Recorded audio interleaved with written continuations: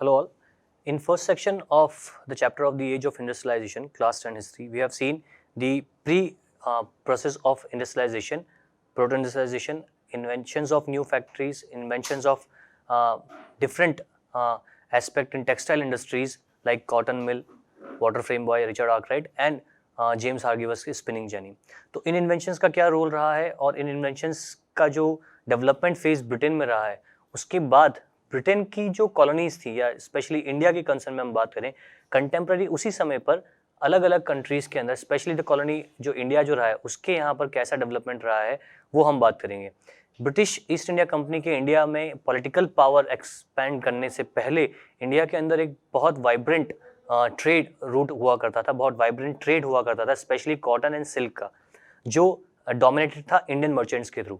उसी की हम बात करेंगे। सेकंड हमारा जो लेक्चर है इस चैप्टर का, industrialisation in the colonies. Industrialisation in the colonies में सबसे पहले जो हम चीज़ देखेंगे उसके अंदर हम ये इम्फोसाइज नोट करेंगे कि जो ट्रेड था वो इंडिया में सबसे ज़्यादा एक्सपेंडेड किस रीजन से था। सबसे पहले जो इंडिया में जो पोर्ट्स डेवलप हुए थे due to different activities of Indian merchants, जो इंडियन व्यापारी, इंडिपेंडेंट इंडियन व्यापारी जो समय ट्रेड रूट क्या करते थे पोर्ट से, उसमें सूरत और हुगली दोनों ही, एक वेस्टर्न कोस्ट पे सूरत और ईस्टर्न कोस्ट पे हुगली, दो सबसे बड़े पोर्ट्स थे जहां से व्यापारी अपना भारत में कारीगरों के द्वारा बनाया गया कपड़ा जो है, कॉटन जो है, जो कि सबसे फाइन क्वालिटी का कॉटन और सिल्क हुआ करता था, उसको मिडिल ईस्ट यानी गल्फ कंट्रीज से होते हुए यूरोप में बेचा करते थे, स्पेशली ब्रिटेन तक वो कपड़ा जाता था। In concern of India, before the age of machine industries, silk and cotton goods from India dominated international market. तो सिल्क और इंडिया जो है, सिल्क और कॉटन जो है सॉरी, उसके अंदर सबसे ज्यादा जो है ट्रेड भारत का हुआ करता था इंटरनेशनल मार्केट में। स्पेशली जो इसकी डिमांड थी वो मिडिल ईस्ट की तरफ से अगर हम बात करें, यानी कि जो गल्फ कंट्रीज थी जैसे कि ईरान, इराक से होते हुए जो यूरोप तक का जो मार्केट था, वो पूरा मार्केट इंडियन गुड्स से स्पेशली सिल्क और कॉटन से डोमिनेटेड था। Textile with in fine coarse cotton, reason क्योंकि जो कॉटन हाथ से बनाकर जो भेजा जाता था भारत में, जिसकी जो डेवलपमेंट होता था वो सबसे फाइन क्वालिटी का कॉटन उस समय माना जाता था, जो कि मोटा कपड़ा होता था, जो हाथ से व्यूअर्स या बुनकर समुदाय बनाते थे।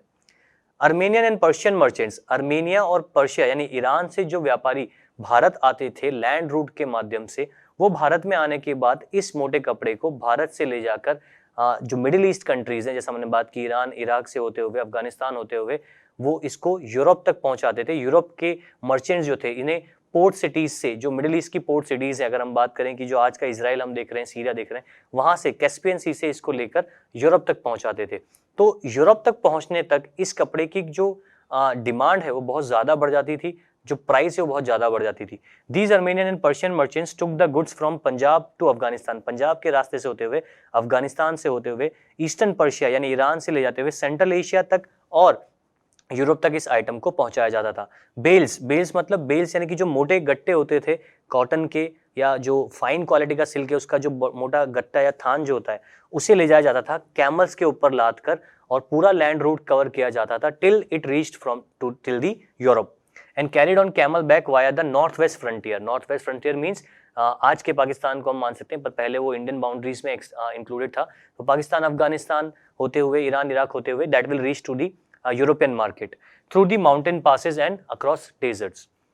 तो ये जो वाइब्रेंट सी ट्रेड था, ये जो व्यापार था, ये बहुत ही ज्यादा, इतना ज्यादा ये रिच था कि इंडियन क्वालिटी की डिमांड बहुत ज्यादा यूरोप में हुआ करती थी। Trade operated through the main pre colonial ports. Britishers के इंडिया में पावर एक्वायर करने के बाद, यानी 1760 के पहले पहले तक, यानी बैटल ऑफ प्लासी या बक्सर के पहले तक, जब तक ब्रिटिश पावर एक कॉलोनियल पावर नहीं बनी थी, उसके पहले गुजरात के कोस्ट पे सूरत और बंगाल के कोस्ट पे हुगली जो है वो सबसे इंपॉर्टेंट पोर्ट हुआ करते थे। Then Red Sea ports Machilipatnam and Coromandel coast Hooghly in the Bengal had trade links with the south east Asian ports, और इन पोर्ट्स के माध्यम से जो है ट्रेड रूट को एक्सप्लोर किया जाता था इंडियन मर्चेंट्स के थ्रू। Indian merchants were independent at that time to activate all activities related to the trade. इसको देखते हैं कि इमेज के थ्रू की कैसे ये होता था। Move on to next slide. यहाँ जैसे हमने बात की थी कि जो अर्मेनियन एंड पर्शियंस जो थे वो अलग अलग ट्रेड रूट्स, अलग अलग पोर्ट सिटीज से इस आइटम को वाया लैंड रूट एक्सपैंड करते थे यूरोप तक। इंडिया जो है उस समय एक वाइब्रेंट हब था, specially in concern two port cities, यानी पोर्ट से, स्पेशली गुजरात से जैसे हमने बात की, सूरत से और हुगली से जैसे हमने बात की, यहाँ से लैंड रूट के थ्रू इस आइटम को यूरोप तक पहुंचाया जाता था और हुगली वाला साइड जो है बंगाल का, वहां से जापान और चाइना को इस चीज को पहुंचाया जाता था। तो इंडियन जितना भी ट्रेड इंडियन ट्रेडर्स उस समय इंडियन मर्चेंट्स करते थे वो इंडिपेंडेंट था, without any interference of any British power और any British company before East India company establishing power in India. देखेंगे कि क्या चेंज हुआ after British East India company establishing power in India. A variety of Indian merchants and bankers were involved in this network of export trade। ज्यादातर जो Indian merchants थे उनके साथ bankers यानी सेठ जो पैसा लगाते थे इस व्यापार में वो इंक्लूडेड होते थे।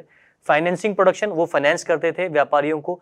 किसी भी इंटीरियर एक्सट्रीम लोकेशन पे अगर भारत की कोई खास चीज बन रही होती थी, फॉर एग्जांपल कि सेंट्रल प्रोविंस में कोश्ती एक कम्युनिटी होती है जो फाइन क्वालिटी क्लोथ बनाती थी, उसे मध्य भारत से लाकर गुजरात के पोर्ट्स तक या हुगली के पोर्ट्स तक पहुंचाने के बाद का नेटवर्क से लेकर उसे यूरोपियन मर्चेंट्स को पोर्ट्स पे बेचकर आगे तक पहुंचाने का जो पूरा नेटवर्क है, इस पूरे नेटवर्क को इंडियन जो बिजनेसमैन थे वो फाइनेंस करते थे, supplying to the exporters. Similarly supply merchants link to the port towns. ये जो सप्लाई मर्चेंट्स थे जो इंडिया के बिल्कुल इंटीरियर पॉइंट से अलग अलग आइटम्स को जिनकी विदेशों में डिमांड होती थी उन्हें पोर्ट टाउन्स तक यानी जो सूरत और हुगली है वहां तक पहुंचाते थे। यहाँ से पोर्ट टाउन से inland region से they gave advances to the weaver and procured the woven cloth from weaving villages and carried to the supply to the ports। और पोर्ट्स तक उनको ले जाने के बाद पोर्ट से उन्हें आगे बढ़ाया जाता था। At the port the big shippers, जो बड़े शिपर्स थे यानी जो बड़े यूरोपियन ट्रेडर्स थे या अर्मेनियन पर्शियन ट्रेडर्स थे, वो यहाँ से इन चीज़ों को खरीदते थे पोर्ट मार्केट से और उनको लादकर अपने कंट्रीज पर उन्हें भेजा जाता था। And export merchants had brokers and negotiated the price negotiation किया जाता था इंडियन गुड्स का and broad goods from the supply merchants operating inland, और बाद में इन्हें भेज दिया जाता था अलग अलग लोकेशंस पर। तो जो पूरा एक नेटवर्क है इंडियन ट्रेड का या वाइब्रेंट ट्रेड का, ये चलाया जा रहा था before establishing east India company के पावर के आने से पहले। अब देखेंगे क्या चेंज हुआ जब ब्रिटिश ईस्ट इंडिया कंपनी ने पावर एक्वायर करी इंडिया में। Move on to the next slide. By the 1750 जब तक ब्रिटिश ईस्ट इंडिया कंपनी को मोनोपोली टू ट्रेड नहीं मिला था ब्रिटेन से, तब तक इंडिया का ये वाइब्रेंट ट्रेड बहुत अच्छे से चल रहा था। When British East India Company got monopoly in trade, जब क्वीन विक्टोरिया ने ईस्ट इंडिया कंपनी को मोनोपोली ट्रेड देकर भारत भेजा and they establish in India in Bengal side and starting their business, तो starting in the 17th century they have not any intention to gain in political power. This network controlled by merchants, still this network controlled by different merchants. Then European companies gradually gained power. सबसे पहले धीरे धीरे east India Company ने बंगाल की side से power acquire करना शुरू किया and securing a variety of concessions from local courts. और उस समय जो नवाब्स थे बंगाल और अवध के और जो मुगल एम्परर थे, उनसे कंसेशन लिया ड्यूटी फ्री ट्रेड करने का यानी विदाउट टैक्स के ट्रेड करने का इंडियन गुड्स में। This resulted in the decline of the ports of Surat, और इसीलिए उन्होंने नए पोर्ट्स को डेवलप किया अपने ट्रेड के लिए। सूरत और हुगली जिनकी बहुत इंपॉर्टेंस थी इंडियन मर्चेंट्स के थ्रू ट्रेड होने के लिए ब्रिटिश पावर के पहले, वो धीरे धीरे खत्म होती गई विच लोकल मर्चेंट्स हैड ऑपरेटेड। और नए टाउन्स जो है बॉम्बे और कैलकाटा जैसे नए टाउन्स को डेवलप किया गया। While Surat and Hooghly decayed, Bombay and Calcutta grew, और धीरे धीरे बॉम्बे और कैलकाटा जो है वो डेवलप होने लगे एज अ पोर्ट सिटीज, जहां से व्यापार का जो केंद्र है वो यूरोप तक पहुंचना स्टार्ट हुआ। This shift from the old ports to the new ones and as indicator of the growth the colonial power trade through the new ports came to be controlled by European companies and was carried in European ships। और धीरे धीरे इन दोनों ports की monopoly होने लगी trade में। Europeans, Britishers के अलावा जो दूसरे भी यूरोपियन ट्रेडर्स थे लाइक पुर्तगालीज, फ्रेंच एंड डच, वो भी अलग अलग पोर्ट्स तक नए पोर्ट्स को डेवलप करने लगे। यानी जो मार्केट है इंडिया का वो एक्सपैंड होने लगा यूरोपियन मार्केट के लिए, यूरोपियन चीज़ों को यूरोप तक पहुंचाने के लिए या यूरोप से आने वाले मार्केट को इंडिया में लाके बेचने के लिए। तो Bombay and Calcutta grew and European power acquired by East India Company, उनका डोमिनेशन होने लगा इंडियन ट्रेड के अंदर। Move on to the next slide. हम देखेंगे आगे क्या हुआ। Weavers and their position. जो इंडिया में जितना भी प्रोडक्शन था, चाहे वो कॉटन का था चाहे वो सिल्क का था, वो हमारे यहाँ हैंड मेड ही हुआ करता था, ये हमें ध्यान रखना है। व्यूवर या व्यूविंग एक प्रोसेस है, बुनना या बुनकर कम्युनिटी के द्वारा। अलग अलग बुनकर कम्युनिटीज, बहुत सारी बुनकर कम्युनिटीज भारत के अलग अलग स्टेट्स में रहती थी, जिनका मेन ऑक्यूपेशन ही बुनाई या बुनने का है, कपड़ा बुनने का। यहाँ ध्यान रखें, बुनने से हम बात कर रहे हैं व्यूविंग। व्यूइंग मतलब किसी भी थ्रेड से एक क्लोथ को बनाना, चाहे वो क्लोथ किसी भी प्रकार का हो, चाहे वो कोई साड़ी हो, चाहे वो एक सिंपल क्लोथ हो जिससे कपड़ा बनेगा या सूट बनेगा। तो व्यूविंग वो एक्टिविटी जो सबसे इंपॉर्टेंट है प्रोसेस ऑफ प्रोडक्शन में इस पूरे चैप्टर में सेकंड सेक्शन में जो हम देखेंगे। तो व्यूविंग हमारे यहाँ भारत में अलग अलग कम्युनिटीज का मेन ऑक्यूपेशन था। देयर हायरार्किकल जो उनका प्रोसेस जो उनका ये एक व्यवसाय जिसको हम कहते हैं पुश्तैनी काम जो है वो उनका हुआ करता था। Before establishing political power in Bengal and Karnataka यानी कलकत्ता बंगाल के अंदर और कर्नाटक रीजन में पावर एक्वायर करने से पहले 1760 एंड 1770 तक the East India company had found difficult to ensure regular supply of goods of export. That means कि जब तक वो पॉलिटिकल पावर नहीं बने थे बंगाल में, after battle of Plassey and battle of Buxar के पहले ब्रिटिश ईस्ट इंडिया कंपनी को कच्चा माल जिसको वो अपनी फैक्ट्रीज के लिए मैनचेस्टर के लिए बेच सके वो लेने में बहुत प्रॉब्लम हो रही थी इंडियन व्यूवर से या इंडियन कॉटन इंडस्ट्री, कॉटन जो कपास उगाने वाली कम्युनिटी उनसे। तो सबसे पहले they started to eliminate their competition by acquiring different tricks और डिफरेंट टैक्टिक्स। तो कंपटीशन एलिमिनेट करना डिफरेंट यूरोपियन पावर से like French, Dutch and Portuguese and Indian merchants को भी एलिमिनेट करने के लिए British East India company started different things. उसी को हम डिस्कस करेंगे।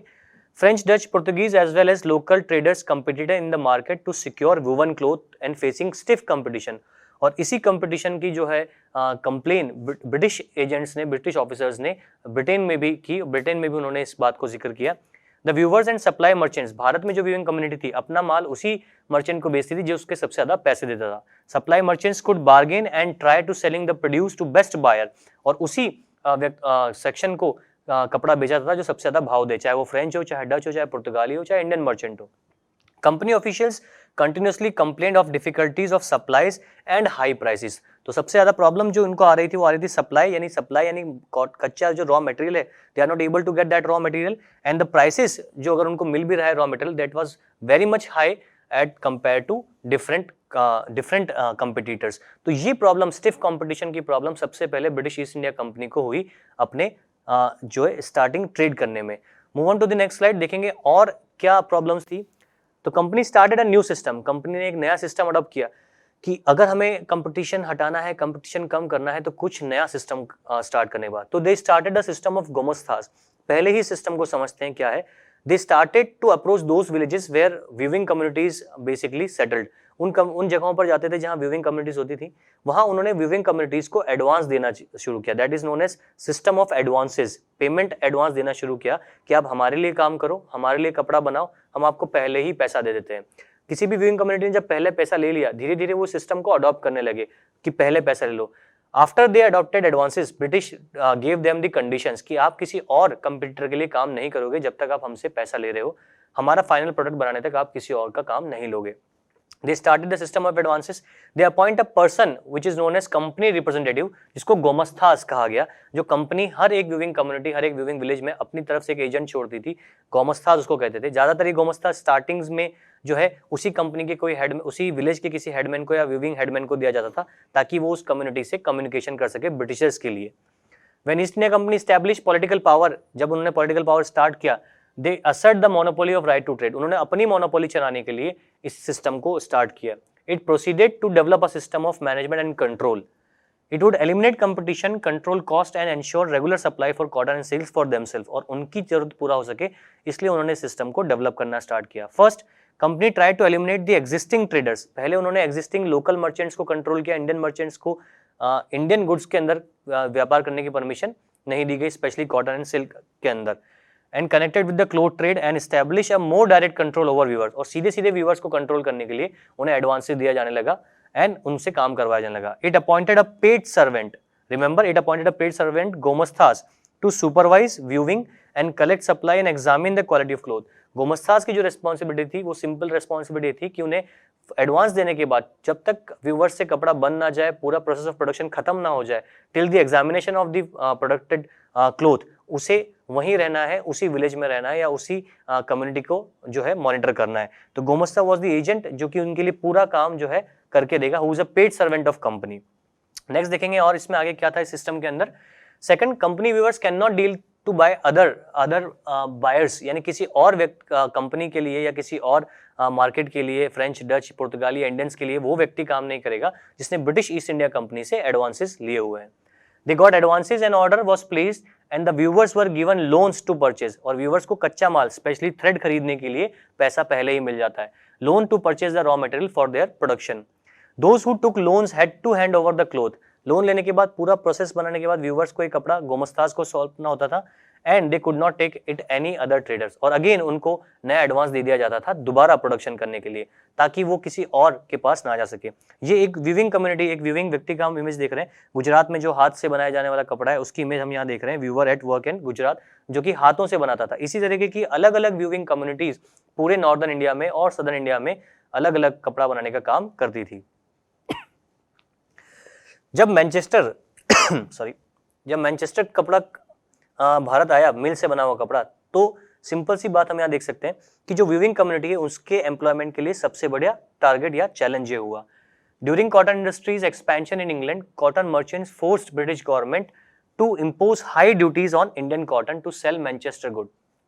दैट मीन्स कि जब ब्रिटेन में कपड़ा बनने लगा तो भारत से बन जाने वाला फाइन क्वालिटी के कपड़े को वहां पर विरोध झेलना पड़ा, प्रोटेस्ट झेलना पड़ा। रीजन कि भारत से जाने वाले कॉटन की क्वालिटी बहुत फाइन और सुपीरियर होती थी और इस वजह से ब्रिटेन की बना हुआ मिल के कपड़े की जो सेल है वो नहीं हो पाती थी। तो सबसे पहले ब्रिटेन में ब्रिटिश मैन्युफैक्चरर्स ने, क्लोथ मैन्युफैक्चरर्स ने इस चीज को एक्सेप्ट किया कि सबसे पहले इसे बंद किया जाए, इंडिया से आने वाले जो कपड़ा है उस पर हाई टैक्सेस इंपोज किए जाए ताकि इंडियन ब्रिटिश जो कपड़ा है वो ब्रिटेन में बिक सके। साथ ही साथ ब्रिटेन से जो कपड़ा भारत में जा रहा है उसे भारत में बेचने के लिए भी ब्रिटिश ईस्ट इंडिया कंपनी को अप्रोच करना होगा।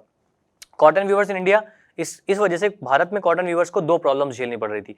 एक तो रॉ कॉटन जो है वो ब्रिटेन की इंडस्ट्रीज को फीड करने के लिए जा रहा था, तो कच्चे माल की कमी इंडियन व्यूवर्स को देखनी पड़ रही थी। Phase 2 problems, at the same time their export market collapse. जो उनका बना हुआ कपड़ा है वो बहुत ज्यादा कीमत में जब टैक्सेस के थ्रू वहां पर महंगा हो गया तो उसको कोई खरीदार नहीं मिल रहा है।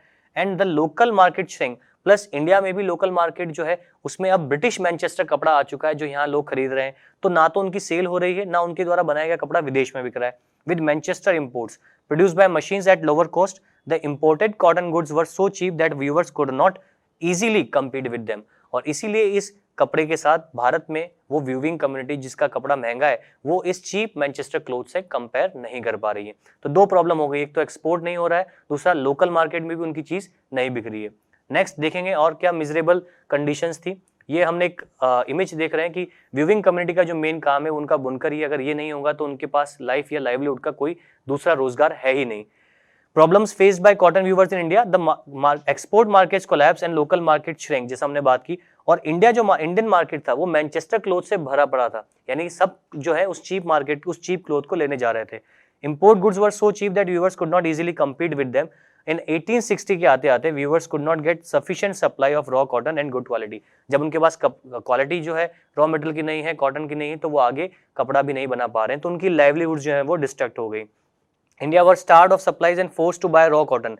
भारत के अंदर जो जितना भी कपास का उत्पादन होता था वो सब ब्रिटिश मिल्स को भेजा जाने लगा, force by British East India company. और इंडिया में व्यूवर्स को वो कच्चा माल जो खरीदना होता था वो बहुत ज्यादा भाव में, एक्स ऑर्बिटेंट प्राइसेस में उनको खरीदना पड़ रहा था। इसलिए इनका जो मेन लाइवलीहुड है वो लगातार कोलैप्स होता जा रहा था, व्यूविंग कम्युनिटी खत्म होती जा रही थी। By the end of the 19th century, factories in India began production and flooding the market with machine goods। और 19th century के आते आते तो हर जगह से मशीन प्रोडक्शन क्लोथ जो है वो स्टार्ट हो गया और व्यूविंग इंडस्ट्री जो है, व्यूविंग जो कम्युनिटी भारत की अलग अलग कम्युनिटी थी जिनका मेन ऑक्यूपेशन कपड़ा बनाना है, वो पूरी तरीके से जो है कोलैप्स होती जा रही थी। तो ये हमने जो सेक्शन देखा, दोनों फर्स्ट सेक्शन में industrialisation in Britain and second section में कॉलोनाइजेशन के अंदर, कॉलोनीज में इंडिया के अंदर कैसे एक्सपेंड हुआ और कैसे व्यूवर्स की कम्युनिटी खत्म हुई, ये हमने देखा। नेक्स्ट सेक्शन में हम बात करेंगे कि इंडिया में जो फैक्ट्रीज है या एंटरप्रेन्योरशिप है वो कैसे स्टार्ट हुई। Thank you.